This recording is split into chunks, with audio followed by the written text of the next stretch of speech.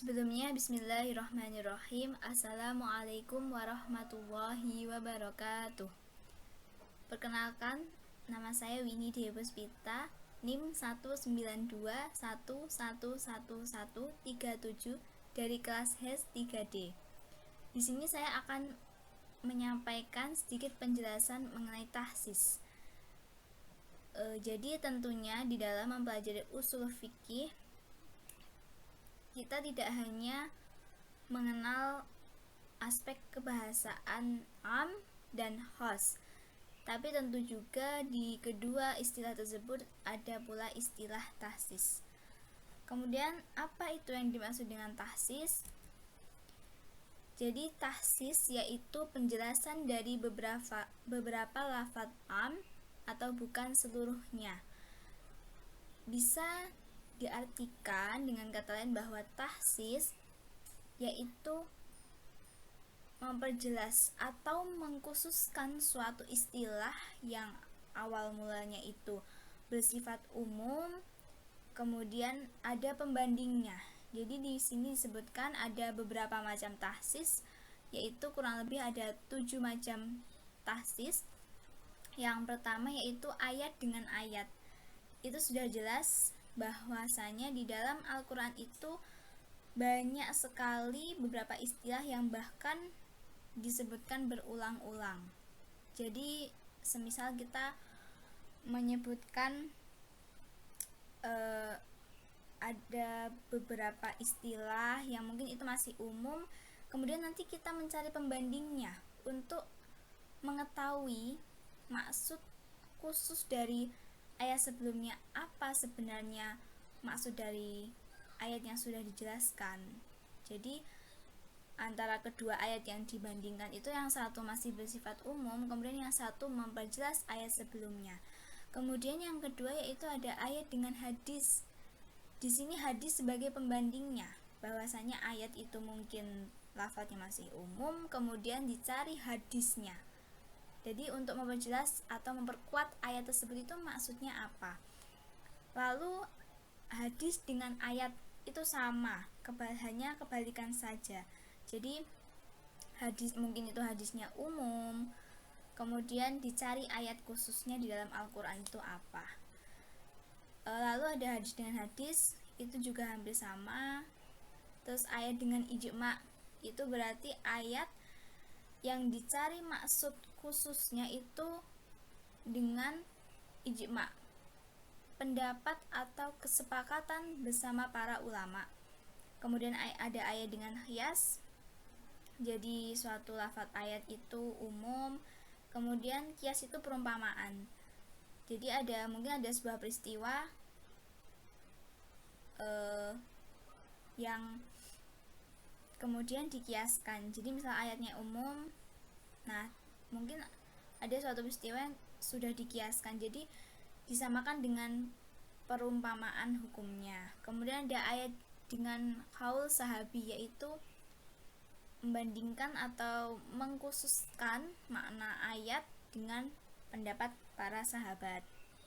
Nah, dari ketujuh macam-macam tahsis ini, di sini saya hanya akan memberi contoh 2 saja, yaitu yang pertama tahsis Al-Quran dengan hadis. Di sini ada sebuah ayat yaitu wasariqu wasariqatu faqta'u aydiyahuma. Laki-laki yang mencuri dan perempuan yang mencuri, potonglah tangan keduanya. Quran surat Al-Maidah ayat 38. Nah, di sini kan lafadznya itu masih umum. Laki-laki dan perempuan yang mencuri itu hukumannya atau hanya disuruh untuk memotong tangannya. Di sini tanpa ada penjelasan kira-kira potong tangannya itu misalkan yang dipotong itu bagian yang mana, apakah mungkin dari pergelangan tangan sampai siku, itu ada hadisnya sendiri juga, ataukah mungkin di sini berapa kira-kira nilai barang yang termasuk dalam artian yang termasuk bisa dijatuhi hukuman potong tangan. Nah, dari ayat Al-Quran yang masih umum ini kemudian dicari hadis untuk mengkhususkan atau untuk mentakhsiskan dari ayat tersebut, yaitu di sini la qat'a fi aqalla mir ruba'i dinar. Tidak ada hukuman potong tangan di dalam pencurian yang nilai barang yang dicurinya kurang dari 1/4 dinar. Hadis riwayat Al-Jamaah. Jadi ternyata seseorang itu bisa dijatuhi hukuman potong tangan jika mencurinya itu lebih dari 1/4 dinar. Nah, sedangkan seseorang yang mencurinya itu kurang dari 1/4 dinar, maka dia tidak dijatuhi hukuman potong tangan. Jadi di sini terlihat sekali ya spesifikasinya itu bahwa yang ternyata nilai barang yang dicuri itu jika kurang dari 1/4 dinar, maka itu tidak dijatuhi potongan tangan, tetapi jika lebih dari itu maka dijatuhi potongan tangan. Jadi di sini itu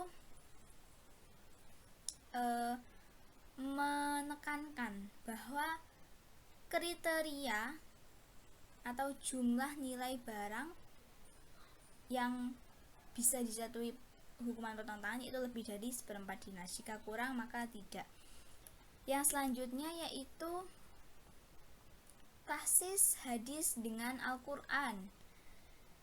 Di sini adalah yaqbalullahu sholata ahadikum idza ahdatsa hatta yatawadda. Allah tidak menerima sholat salah seorang dari kamu bila ia berhadas sampai ia berwudu. Hadis riwayat muttafaqun alaih. Jadi ini juga masih umum. Di sini hanya menjelaskan bahwasanya Allah tidak menerima sholat seseorang itu jika dia itu masih berhadas sampai ia berwudu. Itu jelas ya, karena memang di dalam Islam sendiri pun kita mengenal istilah thaharah, bersuci. Jadi ketika kita akan sholat itu pasti syarat sahnya sholat itu juga bersuci. Nah, di sini kan hanya ditekankan bahwa istilahnya hadis ini itu hanya menekankan kita untuk bersuci. Lalu bagaimana kita itu bisa bersuci supaya sholat kita itu diterima? Kemudian ditakhsiskan dengan firman Allah, wa in kuntum junuban fatahharu wa in kuntum maradha aw ala safarin aw jaa ahadum minkum minal ghaiti aw lamastumun nisa falam tajidu ma'an fatayammamu sa'idan thayyiban famsahu biwujuhikum wa aydiyakum minhu. Nah, dan jika kamu junub maka mandilah, dan jika kamu sakit atau dalam perjalanan atau kembali dari tempat buang air atau kakus atau menyentuh perempuan, lalu kamu tidak memperoleh air, maka bertayamumlah dengan tanah yang baik atau bersih. Sapulah mukamu dan tanganmu dengan tanah itu. Quran Surat Al-Maidah ayat 6.